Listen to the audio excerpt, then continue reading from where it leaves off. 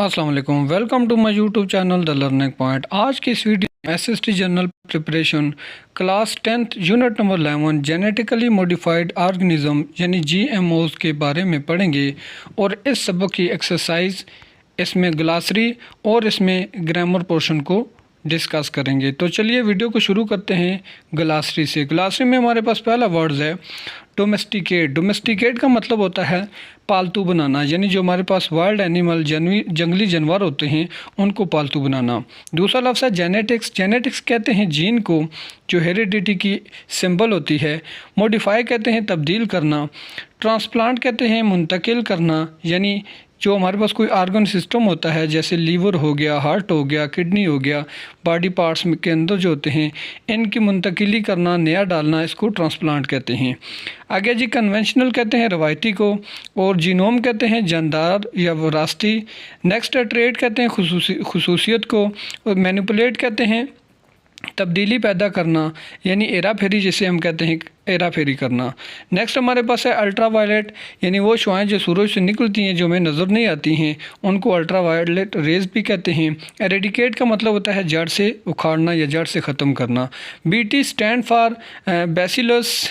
ये bacillus bacteria की एक टाइप है जिसका ये जो है वो शॉर्टकट अब्रीविएशन है बीसी। हेरेडिटी कहते हैं विरासत को।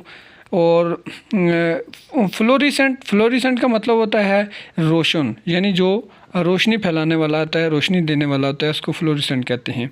आगे जी ट्रांसजेनिक कहते हैं मसनूई तौलीद, यानी वो वाली तौलीद जो मसनूई तरीके से की जाती है उसको ट्रांसजेनिक कहते हैं। इसी तरह एंटी माइक्रोबल कहते हैं खुदबीनी जानदार जिसे हम बैक्टीरिया, वायरस, फिंजाई वगैरह होते हैं।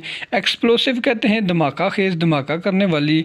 और थेल क्रेस्ट कहते हैं एक फूल का नाम है, एक प्लांट का नाम है जो सफ़ेद फूल होता है उसको थेल क्रेस्ट कहते हैं। इसी तरह पोटेंशियल कहते हैं खुफिया या पोशीदा जो ताकत होती है। आल्टर कहते हैं चेंज को या तब्दीली को। प्रीविलेंट कहते हैं इजहार या मौजूदगी को कहते हैं सामने आना, इजहार करना, अपनी मौजूदगी का इजहार कराना। इसी तरह जो ग्रॉसरी होती है, जो पंसारी होते हैं या पंसार को जो है वो ग्रॉसरी कहते हैं। एकोसिस्टम जो हमारा माहौल होता है। इसी तरह रिपरक्यूशन जो होता है वो नताइज को कहते हैं। नेक्स्ट है हमारे पास अनप्रिडिक्टेबल कहते हैं जिसकी पेशन गोई ना की जा सके, नाकाबिले पेशन गोई जिसे हम कहते हैं। ससेप्टिबल कहते हैं मशकूक को, यानी वो वाली चीज़ जो असर करे, असर को कबूल करे, यानी किसी दूसरी चीज़ का असर करे उसे ससेप्टिकल कहते हैं। कर्नल कहते हैं गोदा को, यानी किसी भी पौधे का जो अंदरूनी हिस्सा होता है और बीज का जो अंदरूनी हिस्सा होता है उसको कर्नल कहा जाता है। डोमिनियो इफेक्ट कहते हैं कि वो वाला इफेक्ट जो माशरे के देखा देखी से इंसान अपना लेता है। इसी तरह स्टिमुलू कहते हैं तहरीक को, यानी जो तहरीक पैदा होती है किसी दूसरी चीज़ को देख के। लुम्यूनिसेंट कहते हैं ताबिंदा को, रोशन को। मैरान कहते हैं जो बहरी समुद्री जो होता है चीज़ें होती हैं जैसे कश्तियाँ वगैरह, जहाज़ वगैरह। जीन्स जो होता है वो जेनेटिक इंजीनियरिंग में इस्तेमाल होती है, विरासत की जो इकाई होती है। कंसीक्वेंस नतीजे को कहते हैं।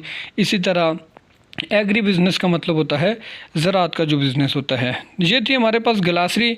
उसके बाद हम चलते हैं ग्रामर के पोर्शन में। आज हमारे पास एक इंतहाई इंपॉर्टेंट टॉपिक है और वो है टाइप्स ऑफ सेंटेंस। अब यहाँ समझने की बात यह है कि सेंटेंस की जो टाइप्स होती हैं वो एक होती हैं अकॉर्डिंग टू फंक्शन और दूसरी होती हैं according to structure. According to function जो हमारे पास टाइप्स ऑफ सेंटेंस हैं, there are 4 common types of sentence in English. Each sentence type has a different purpose. Number 1 है टू मेक स्टेटमेंट, जो सिर्फ स्टेटमेंट को बयान करता है, जिनको हम डिक्लेरेटिव सेंटेंस भी कहते हैं, पॉजिटिव सेंटेंस भी कहते हैं। नंबर 2 है टू आस्क क्वेश्चन, जिन्हें हम इंटरोगेटिव सेंटेंस कहते हैं, जिनमें कोई सवाल पूछा जाता है। नंबर 3 है to give command, suggestion, warning, जिन्हें हम इम्पेरेटिव सेंटेंस कहते हैं। अब इम्पेरेटिव सेंटेंस में हम कमांड भी देते हैं, हुक्म भी देते हैं, सजेशन कोई नसीहत भी करते हैं, वार्निंग और किसी चीज़ से तंबीह भी करते हैं। नंबर 4 है to express strong emotion with statements, इनको एक्सक्लेमेटरी सेंटेंस भी कहते हैं। एक्सक्लेमेटरी सेंटेंस वो वाले सेंटेंस होते हैं कि जिसके अंदर इंसान अपनी फीलिंग्स का इजहार करता है। Classify the following sentences as declarative, interrogative, imperative और exclamatory। नंबर 1 लिखा हुआ है yes I like, I feel terrible that you got into an accident this morning. अब साइन ऑफ एक्सक्लेमेशन जो लगा होता है, जिसे उल्टा आई कहते हैं, ये जिन भी जुमलों के आखिर में लगा होता है वो ऑलवेज एक्सक्लेमेटरी सेंटेंस कंसीडर किए जाते हैं। नंबर 2 है वेयर इज़ द स्कूल। यहाँ पर जो है वो where is the school, school कहाँ है, ये हमारे पास इंटेरोगेटिव सेंटेंस है। इंटेरोगेटिव सेंटेंस की इंग्लिश में बड़ी निशानी ये होती है कि इसके एंड के ऊपर साइन ऑफ इंटेरोगेशन सवालिया निशान लगा होता है। नंबर 3 है the smoke alarm battery should be change at least once a year.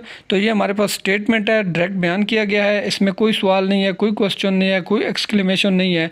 तो वो वाले जुमले के जिनमें ये तीनों खुसूसियात ना हों उनको हम डिक्लेरेटिव सेंटेंस कहते हैं। नंबर 4 है शट दैट डोर नाउ। तो यहाँ पर शट दैट डोर नाउ का मतलब होता है दरवाज़ा बंद करो। तो यहाँ पर स्टेटमेंट हुक्म दिया गया है, तो ये हमारे पास इम्पेरेटिव सेंटेंस है। नंबर 5 है आई लव दिस प्लांट। तो ये भी हमारे पास जो है वो किसी फीलिंग्स का इजहार किया गया है, तो ये हमारे पास एक्सक्लेमेटरी सेंटेंस है। नंबर 6 है slow down before you get into an accident. ये हमारे पास इम्पेरेटिव सेंटेंस है, चूँकि यहाँ पर किसी चीज़ का हुक्म दिया जा रहा है कि स्लो डाउन, आप इस चीज़ को आहिस्ता कर दें। नंबर 7 है how many students are in your class. तो ये हाउ, वाई, व्हाट, वेयर, ये वाले वर्ड जो है वो हमेशा इंटरोगेटिव सेंटेंसेस को शो करते हैं। नंबर 8 है did I say anything to make you angry. तो ये भी हमारे पास जो है वो इंटरोगेटिव सेंटेंस है, क्या मैंने आपको कोई चीज़ बनाने के लिए कहा।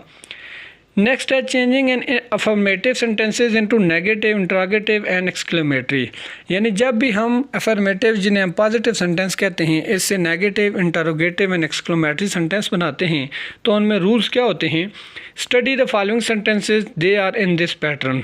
तो यहाँ पर हमारे पास पैटर्न क्या दिया हुआ है। सबसे पहले हम एडजेक्टिव को इस्तेमाल करते हैं, प्लस ऑफ का इस्तेमाल करते हैं, प्लस नाउन या प्रोनाउन और एंड पे प्लस टू लगाते हैं और टू इन्फिनेटिव। जैसे एग्जांपल देखें, it was good of him to help the poor man. ये अफर्मेटिव सेंटेंस है हमारे पास, और जब इसको नेगेटिव बनाया तो it was not good of him to help the poor man. इसी तरह exclamatory how good of him to help the poor man. और नंबर 4 है interrogative was it good of him to help the poor man. इसके आगे हमने sign of interrogation लगाया हुआ है। नंबर 2 को देखें, शाजिया पास द टेस्ट। ये डिक्लेरेटिव सेंटेंस है, अफर्मेटिव सेंटेंस है। नेगेटिव क्या बना, Shazia did not pass the test, ये नेगेटिव बन गया। Hooray Shazia pass the test exclamatory sentence है, और did Shazia pass the test ये इंटरोगेटिव सेंटेंस है। यहाँ पर डिड इसलिए इस्तेमाल हुआ है क्योंकि हमारे पास जो पास्ट इंडेफिनिट टेंस होता है, जिसे पास्ट सिंपल भी कहते हैं, जब उसका नेगेटिव बनाते हैं तो उसका जो हेल्पिंग वर्ब है वो लगाते हैं और फिर उसके बाद फेल की फर्स्ट फॉर्म आ जाती है। नेक्स्ट हमारे पास Peshawar is a very big city. ये अफर्मेटिव सेंटेंस था, तो Peshawar is not a very big city negative हो गया। What a big city Peshawar is, ये एक्सक्लेमेटरी सेंटेंस हमारे पास बन गया। Is Peshawar a big city, तो ये वेरी बिग सिटी, तो ये हमारे पास इंटरोगेटिव सेंटेंस बन गया। नेक्स्ट है जी कि rewrite the following sentences in negative, exclamatory and interrogative form. यानी इनको हमने नेगेटिव, एक्सक्लेमेटरी और इंटरोगेटिव फॉर्म में लिखना है।